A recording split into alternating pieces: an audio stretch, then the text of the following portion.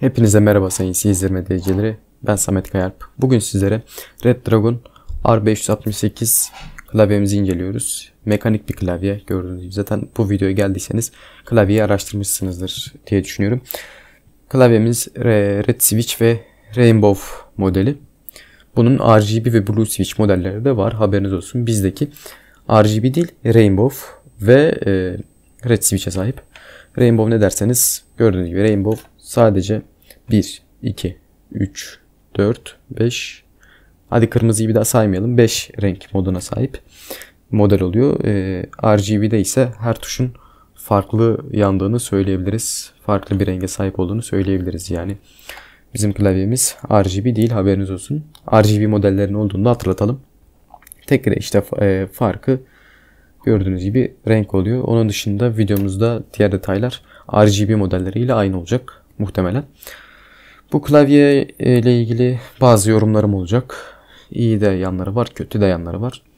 Size samimi bir şekilde fikirlerimi anlatacağım. O yüzden kutu açılımı vesaire yapmadım. İhtiyacınızın olduğunu da düşünmüyorum. Bu videoya geldiyseniz zaten bu klavyenin sesini, kötü yanlarını merak ediyorsunuzdur. Forumlarda vesaire seviliyor fakat sevmeyenler de var ve bazı iddialar gerçekten doğru. Bunun hakkında zaten bu videoda konuşacağız. Ondan önce bir tasarıma bakalım sizinle birlikte. Bakın tasarımımız şöyle. Metal değil ama güzel bir plastiğe sahip. Kaliteli bir plastik. Böyle metalimsi bir plastik ama metal değil, haberiniz olsun. Şöyle. Baştan sona göstereyim sizlere. Bir de arka tarafını görelim. Hop. Şöyle. Burada Red Dragon'un işte baskısı var. Logosunun baskısı var. Onun dışında da yükseltici ayaklarımız var. Bir adet burada, bir adet burada. Gördüğünüz gibi böyle açıp kapatabiliyoruz. Bu güzel. Ama hani birçok klavyede olan bir şey. Bunu hani 50 liralık klavyede de olabilir bu. Haberiniz olsun. Artı bir özellik mi? Yani. Burada bir tane Red Dragon logosu var ve bu metal. Gayet güzel yani. Güzel bir hissi var. Dokununca böyle hissediyorsunuz. Tasarımı basitçe böyle. Klavyemiz %80. Yani num tuşları yok. Numpad yok. Sayılar yok gördüğünüz gibi. Buna %80 klavye diyoruz. Kompakt bir klavye. İşte del tuşları vesaire var burada. Ve şurada da aydınlatması var. İşte caps lock'u açıyorum, kapatıyorum. Bakın. Açıp kapatıyorum. İşte screen lock vesaire ışıkları var. Burada bir de num tuşları var. Onun dışında herhangi bir uyarı ışığımız yok. Burada 3 tane var. Başka da yok. Pardon, yanlış söyledim. 3 tane demişim. 2 tane var. Bir tane screen, bir tane de caps lock. Kusura bakmayın. Yanlış bilgi vermeyelim. 2 adet var. Bir tane burada, bir tane burada. Bu büyük harf yani caps lock'u ifade ediyor. Bu da tuş kilidini yani lock'tan bahsediyor. Böyle. Işıklarımız bu şekilde. Şimdi sizlere bir de switch'leri göstereyim. Şöyle mesela şunu sökelim. Birazdan renk modlarını da göstereceğim fakat şimdi kapatayım şunu, bakın. Kırmızı red switch var burada. İşte şu anki modumuz zaten bastığımızın yandığı mod. Bu aydınlatması gayet hoş olmuş ve bunu tuşların şu kısmını saydam yapmışlar. Arkaya ışık güzel geçiyor yani, zaten gördüğünüz gibi bakın. Beyazımsı bir yapı var burada. Gördüğünüz üzere. Tuşlara renk güzel aktarılıyor yani. Onun dışında şöyle tuşumuzu takalım, switch'i gördük. Ben bu switch'leri söktüm bu arada. Neden söktüm de size birazdan söyleyeceğim. Hemen şöyle renk modumuzu page up ve Fn tuşuyla resetleyelim. Zaten şurada da R tuşu var, resetliyor yani. Renk modunu resetliyor. Sizlere renk modunu göstereyim reset dedikten sonra. Fn ve yine Z tuşuyla değiştirebiliyoruz. Bu modumuz bastığımızın yandığı mod işte. Bakın burada turuncu renkler yanıyor. Burada kırmızı yanıyor. Burada yeşil yanıyor. Sonra sayılarda mavi yanıyor işte. Burada mor yanıyor. Şöyle alta basalım. Gördüğünüz üzere. RGB olmadığı için böyle. Siz RGB olursa her tuş farklı renk yanacaktır, emin olun. Bizdeki Rainbow. Bunu sizlere söyleyelim. İşte burası gene kırmızı yanıyor. Yeşil yanıyor vesaire böyle. Bir diğer modumuza geçelim. Diğer modumuz nefes alıp verme modu. Yani bütün renkler yanıyor ve nefes alıp veriyor klavye. Gördüğünüz gibi. Biraz animasyonu uzun sürüyor.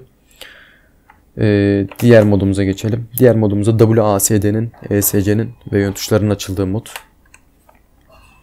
Bu mod yani WASD ile oyunlara ithafen yapılmış. Eskiden klavyeleri hatırlarsanız LoL kombinasyonları vesaire vardı. Bunda da farklı kombinasyonlar var, göstereceğim. Bu da sağdan sola gelip gidiyor. Ortada böyle buluşuyorlar gibi bir şey oluyor. Artık siz karar verin. Ben size modu gösteriyorum sadece. Bu da sağdan soldan gelip ortada birleşiyorlar. Yani şuradan geliyor, buradan geliyor ve ortada birleşiyorlar. Yani güzel kombinasyonlar. Bu da sağdan başlıyor, yani bu taraftan başlıyor ve gördüğünüz gibi bu noktada bitiyor. Böyle bir mod. Bir daha izleyelim animasyonu. Geldi. Sonra burada kaldı. Ve işte takıla yapar gibi tekrar hepsini açıyor. Bir diğer modumuz. Soldan sağa nefes alıp geçiyor. Hem geçiş yapıyor hem de soldan sağa nefes alıyor. Güzel. Bence bu da güzel bir mod. Bu modumuz bastığımız tuştan itibaren klavyenin sağına soluna doğru renk akışı oluyor. Gördüğünüz gibi. Bu da böyle bir mod yani. Bir diğer modumuza geçiyoruz. Bu da klasik mod sanırım. Evet. Yani bu da son modumuz. Klasik mod. Klavyenin varsayılan modu bu. Şimdi size bunları gösterdim. Eminim sizin de merak ettiğiniz bu değildir. Klavyenin sesini de vereceğim birazdan. Ama ondan önce klavyemizde çınlama sesinin olduğunu size söylemek istiyorum. Yani bu satın aldığınız firma tarafından da kabul edilebilen bir şey. Hani onlar da bunun normal olduğunu, bu segmentteki klavyelerde bunun var olduğunu söylüyorlar. Tabi bu satın aldığınız yere bağlı. Ben aldığım firmayı söylemeyeceğim fakat kendileri bana karşı dürüsttü. Onlara teşekkür ederim. Klavyemizde çınlama sesi var. Çınlama sesi nedir? Şu gördüğünüz arkadaş var ya arkadaşlar, bak bu. Bunun yay sesi yaratması anlamına geliyor.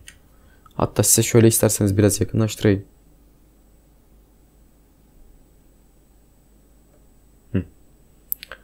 Bakın şu gördüğünüz arkadaşın içeriye girip çıkmasındaki yay sesine deniyor. Çınlama sesi. Bu da hani böyle pis plastik sesi değil de böyle demir sesi. Bir demir tın bir yere sürttüğünüz zaman, bir demiri demire sürttüğünüz zaman çıkan bir sestir yani bu. Ve hiç hoş değil. Ben size bunu söyleyeyim. Böyle hassasiyetleriniz varsa bence bu klavye size uygun değil. Benim hassasiyetim var. Uğraşmak istemediğim için, artık bu tür işlerden yorulduğum için peşinden gitmedim. Ama hani peşinden gitsem de bu her klavyede olan bir şey. Çok pahalı bir klavye alsanız da, bu klavyenin bu arada fiyatı 800-900 lira civarlarında. İndirimlerde bulursanız bu arada daha ucuza bulabilirsiniz. Ben 5-6 ay gibi bir süre önce 450 TL'ye almıştım. Şu an maalesef fiyat artmış. İndirim kovalarsanız 600 liralara alabilirsiniz. 600 liraya alınabilir mi? Güzel bir klavye ama böyle bir sorunu var. Hemen şöyle tuşumuzu takalım. Şöyle sizi yukarıya alayım.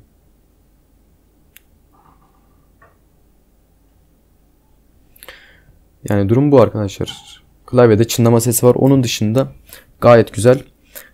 Tuşların bazılarında solma yaşanabiliyor. Haberiniz olsun.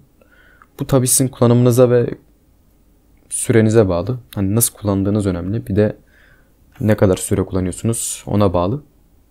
Ben yoğun kullandığım için muhtemelen böyle şeyler yaşandı. Yani tuşlarda solma yaşandı. Bunu kameradan görmezsiniz ama ince bir detay. Yani çok da solma olmuyor, merak etmeyin. Günde 6-7 saatten kısa kullanıyorsanız sorun olacağını düşünmüyorum ben. Onun dışında dediğim gibi çınlaması var klavyenin, yani yay sesi var. Bu da neden oluyor derseniz şöyle bir şey var. Bu switchlerin kalitesi var. Aldığınız klavyede Türkiye şartlarına göre pahalı olsa da giriş seviyesi bir klavye. Bu yüzden switchlerin çok kaliteli olmasını bekleyemeyiz ama bu her ucuz klavyede oluyor mu? Hayır, olmuyor. Bu klavyede oluyor mu? Evet, oluyor. Peki bu modelin hepsinde aynı seviyede mi oluyor? Hayır. Bazılarında az çınlama olur, bazılarında fazla olur. Bende fazla oluyor. Sizde aldığınızda belki az olur, belki hiç olmaz. Ama muhtemelen olacaktır çünkü bu switchlerin kaliteli denk gelme ihtimali az bir ihtimal. Onun dışında klavyemiz gayet güzel. Ben olsam yine bu fiyata alır mıyım? Hayır, almam. Çünkü beni rahatsız eden bir çınlama sesi var. Ama siz alabilir misiniz? Alabilirsiniz. Bir sorun yaşar mısınız? Yaşamazsınız. Ben pimpirikli olduğum için durum böyle. Siz de kendinize göre ölçüp tartmanız lazım konuyu. Yani ben bunu niye size söylüyorum? Bu detayı niye veriyorum? Benim gibi kullanıcılar varsa empati yapabilsinler diye söylüyorum bunu. Sonuçta bu ürüne 1000 liraya yakın para veriyorsunuz ve vereceğiniz paranın bence çöpe gitmemesi lazım. O yüzden sizlere açık, net ve dürüst olmaya çalışıyorum. Klavye güzel bir klavye. Dediğim yay sesine dikkat etmelisiniz. Onun dışında şuradaki num tuşlarının olmaması sizi rahatsız edebilir belki. Hani oynadığınız oyuna göre falan. Bunun kararını siz vereceksiniz. Bunların dışında kaliteli güzel bir klavye. Alınabilir. Şimdi sizlere klavyenin bir sesini dinletelim. İsterseniz hemen oraya geçelim. Sonra videonun kapanışına geçelim.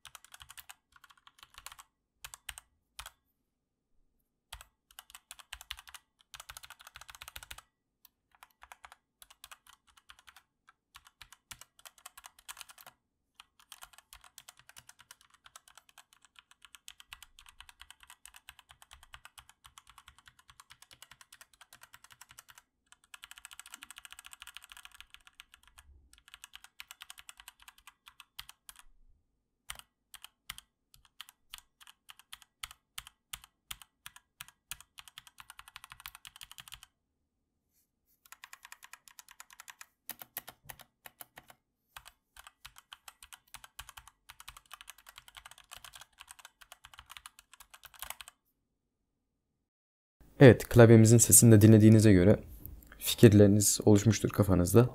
Ben son bir özet geçiyorum. Videoyu daha da uzatmak istemiyorum. Klavyemiz çınlama sesine sahip. Yani yay sesine sahip. Şuradaki switchlerden ötürü. Switchlerin yay sesinden ötürü. Onun dışında da farklı bir sorun yok. Bu arada FN1 yaptığınız zaman mesela böyle tuş kombinasyonları var. Bu birinci kombinasyon. Bu ikinci kombinasyon LoL için. Bu da üçüncü kombinasyon. Yani çok önemli bir detay değil ama verelim yine de. Bakın bu dördüncü. Bu beşinci kombinasyon. 7 bu.